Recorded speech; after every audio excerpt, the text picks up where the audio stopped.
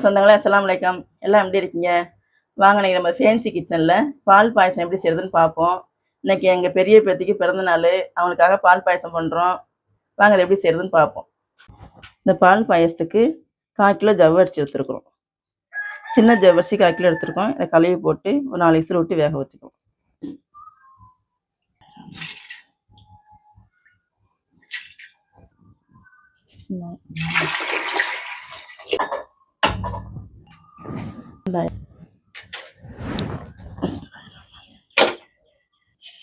கால் kilo ஜவ்வரிசிக்கு 150 gram சேமியா அப்படி உடச்சி வச்சுருக்கோம்.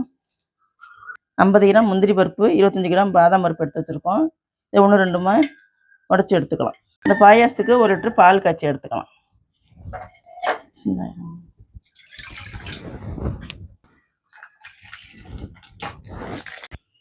பால் காஞ்சிருச்சு. இங்கிட்டு ஜவ்வரிசி விசிலும் வருது. பால் இறக்கிக்கலாம். ஜவ்வரிசி 4-5 விசில் விட்டு வெந்துருச்சு. நம்ம சேமியாவுக்கு தண்ணி வச்சுக்கலாம். தண்ணி கொதிக்கட்டும். உடச்சி வச்ச சேமியா போட்டு கிண்டிக்கலாம். தண்ணி கொதிக்குது, சேமியா போட்டுக்கலாம். சேமியா போட்டு நல்லா வேகட்டும். அதுக்குள்ளே வெந்த ஜவ்வரிசியும் புளிங்கிரும். இதை எடுத்து போட்டுக்கலாம். இப்போ நம்ம போட்ட சேமியா அப்புறம் நல்லா குழஞ்சி வெந்துருச்சு. இப்போ இதை நம்ம ஜவ்வரிசி எடுத்து போட்டுக்கலாம். நல்லா வெந்துருச்சு.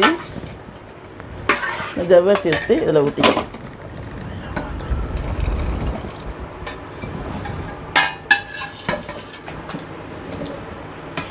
ரெண்டையும் நல்லா கலக்கி விடுவோம்.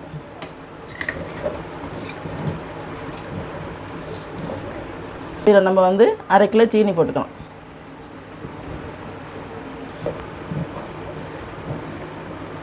சீனி போட்டு ஒரு 2 நிமிஷம் நல்லா கொதிக்கட்டும். பாயாசத்துக்கு எப்போவுமே நல்லா சேமியாவை நல்லா குலைவாக வேக வைங்க. அப்போ தான் பாயாசம் நல்லா திக்காக இருக்கும். இல்லைன்னா சேமியா தனித்தனியாக நிற்கிற மாதிரி இருக்கும். ஜவ்வரிசியோட சேராமல் ரெண்டுமே நல்லா குலைவாக இருக்கணும். அப்போ தான் பாயாசம் நல்லா திக்காக நல்லா இருக்கும். 1 ஸ்பூன் ஏலக்காய் தூள் போட்டுக்கலாம். அதுக்காக கொஞ்சம் உரசி போட்டுக்கலாம். நல்லா கொதி வருது. இப்போ நம்ம பால் எடுத்து ஊற்றிக்கலாம். காய்ச்சி வச்சுருக்கோம் 1 லிட்டர் பால். அதை அப்படியே ஊற்றிக்கலாம்.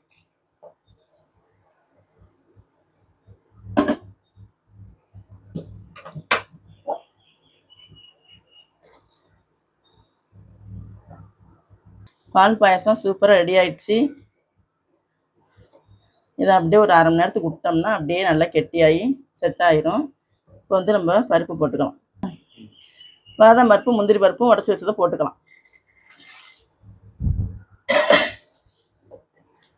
இன்னைக்கு எங்கள் பெரிய பேத்திக்கு பிறந்த நாள், அதனால் காலையில் எழுந்திரிச்சு பால் பாயசம் பண்ணுறோம். அவன் நல்லா இருக்கணும்னா எல்லோரும் நல்லாட்ட துவா செய்யுங்க. உங்களோட துவா எங்களுக்கு எப்போதும் இருக்கணும். எல்லோரும் கமெண்டில் சொல்லுங்கள், வாழ்த்து சொல்லுங்கள், துவா செய்யுங்க. பால் பாயசம் ரெடி ஆயிடுச்சு. நீங்கள் எங்கள் வீட்டுக்கு வாங்க, பாயசம் சாப்பிட்டுட்டு போகலாம். இதோட அப்பளத்தையும் பொரித்து வச்சு பாயாசத்தையும் ஊற்றி அது மேலே ஊற்றி சாப்பிட்டா சூப்பராக இருக்கும். நீங்களும் உங்கள் வீட்டில் செஞ்சு பாருங்கள்.